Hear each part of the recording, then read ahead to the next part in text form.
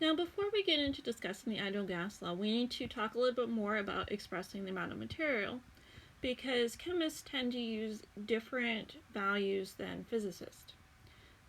Because we started this semester by learning about mass, and mass is the amount of material. However, chemists tend to use what is called the mole.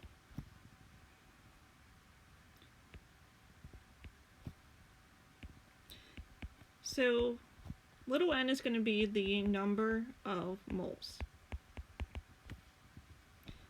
So little m is still mass of the substance. And this m here is going to be the molar mass.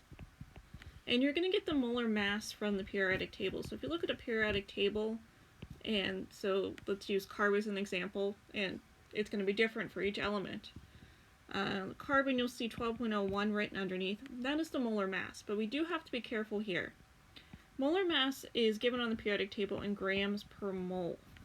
So you need to convert that to kilograms per mole by dividing by 1,000 before you use that in any of our formulas.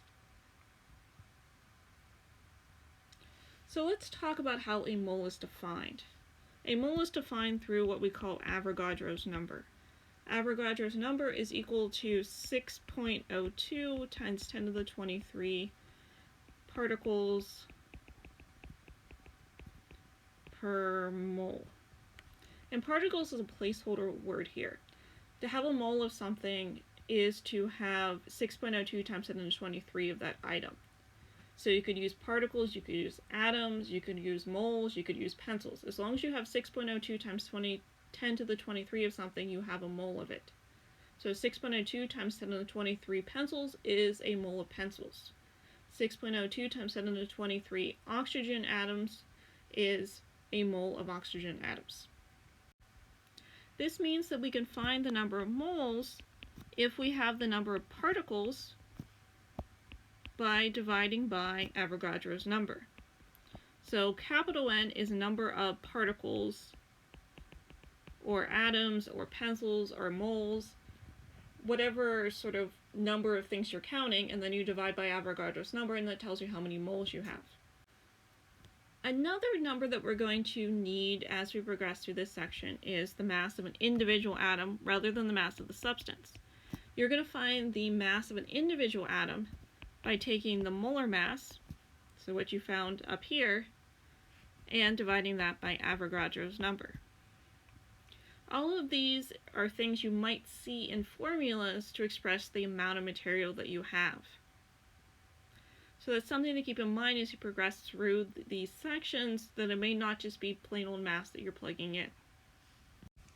Now that we know how to express the amount of material in multiple ways, we can discuss the ideal gas law. Now, because it has the word ideal in it, that means we're making a couple of assumptions. The first, we're going to assume that the gas molecules move randomly in the container. So there isn't some sort of mass motion to the left or to the right, they're moving around randomly. They exert no long-range forces on each other. This can have a small effect on the pressure because the gas molecules are attracted to each other and not pushing on the walls of the container because of that attraction. And number 3, that they are point-like. In other words, they take up a minimal amount of space in the container, which would expect the volume of the container that the particles can move around in. Alright, so our ideal gas law is that pressure times volume is equal to number of moles times the ideal gas constant times temperature. So we're going to use pressure here, in pascals because that is SI units. Volume is going to be in meters cubed. Number of moles is going to be in moles. And temperature here, this is one where it has to be in Kelvin.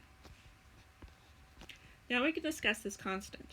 This is the ideal gas constant. And for us, it's going to equal 8.31 joules per mole Kelvin. There are other ideal gas constants out there. A lot of them are just converted into different units based upon what your pressure, volume, and temperature are going to be. There are also some weird ones for different planets, but we're going to use 8.31 joules per mole Kelvin. There is another form of the ideal gas constant, and it looks very similar. We still have pressure times volume, so that hasn't changed. But instead of using number of moles, we're going to use number of particles.